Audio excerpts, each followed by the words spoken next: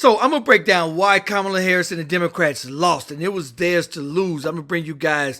Look at the rallies they had for. It's like they really didn't take that seriously. But anyway, let me start with step one. First, she should not have been in nomination. Not saying that she wasn't qualified. She did deserve it. She was the vice president. However, you got to distance yourself from Biden. People were very dissatisfied of the last 4 years. First and foremost, housing has tripled. So the housing prices has never, ever been this far from people's salaries in history. Housing prices literally tripled. The interest rates tripled. Now you open up the border and just let everybody in. Somebody has to pay for that. So now property taxes and regular taxes triple. So now the cost of living went skyrocketing. And people are like, yo, what are y'all doing in the last 4 years?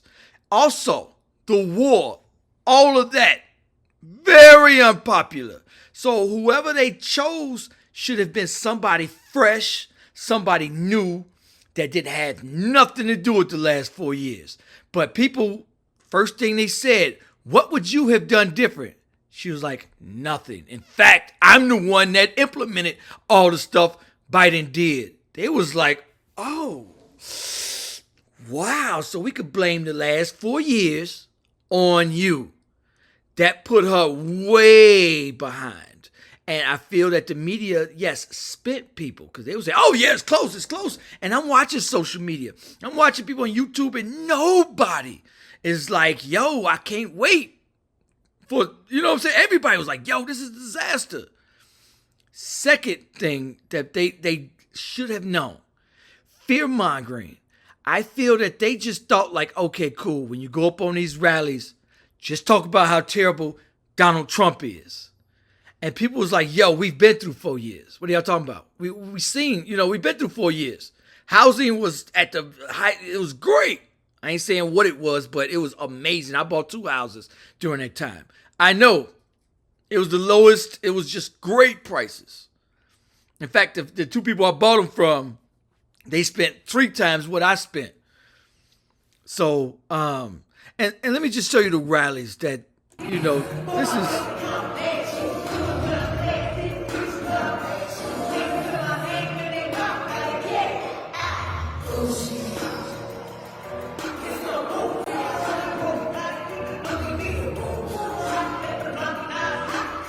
And this was the rallies, and nobody was taking the race serious. I mean, I get it that you want to entice the youngsters, but so many people didn't have time to play.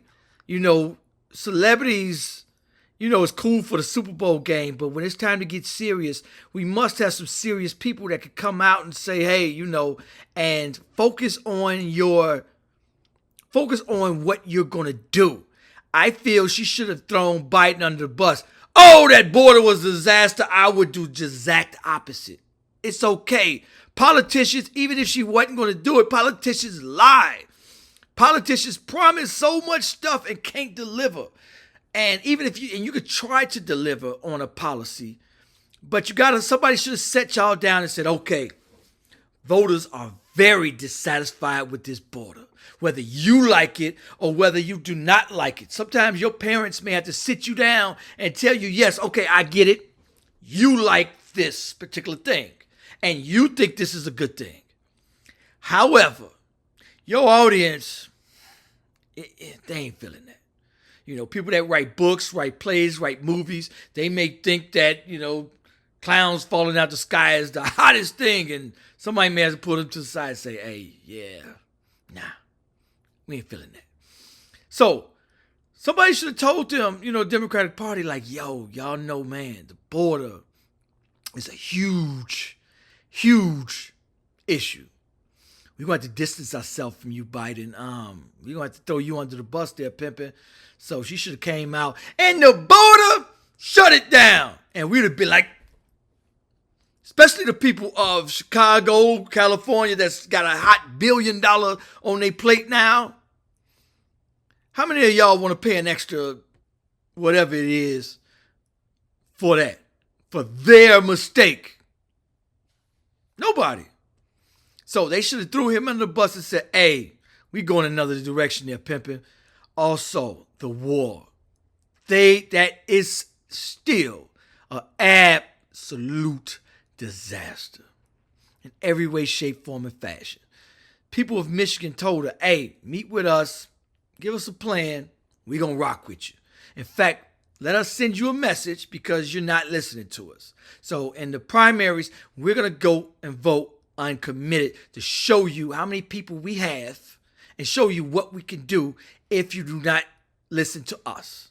And they showed up and showed out in Michigan, and they got over. I think they was expecting like 20, 30,000 people to show up and show out.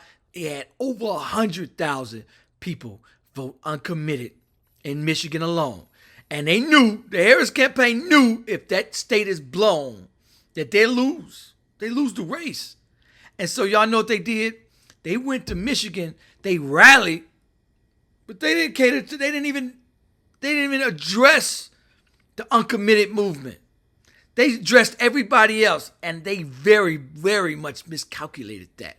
They thought that they could go to certain neighborhoods and tell them, okay, cool, man, because they met with people in Detroit, and they did like a little town hall rally, and they met with people in my community. And they was like, yeah, okay, cool, we're going to do this for y'all. We're going to do this for y'all. But y'all stopped to realize that y'all want to alienate them. They had a lot more people that was going to come out and vote. And then y'all got also the people from my community was also with them. And like, yeah, we ain't feeling what y'all policy on that war. That war, that's their people. That's their family that y'all doing that to over there. That you provide money to have that done to their family. So are you going to, okay, cool. We ain't saying it's you, but Biden, are you going to reverse from his policy? She said, absolutely not. Are you going to do something different? She said, nope, I'm going to do exactly what Biden did. And they said, oh, okay. And they gave us several chances. Meet with us. Hey, tell us what you're going to do. Are you going to change it? Are you going to stop? She said, nope. Unwavering commitment to that country. And they said, okay, we can't rock with you. And to make insult to injury, they sent Clinton there to Michigan, and he thought that, oh, I could tell them that, no, it's not them that's tripping, it's you guys that's tripping, and they deserve to be done that way and treated that way, and the last 7-8 years have been fabulous. It's because of you guys need to change it was a disaster.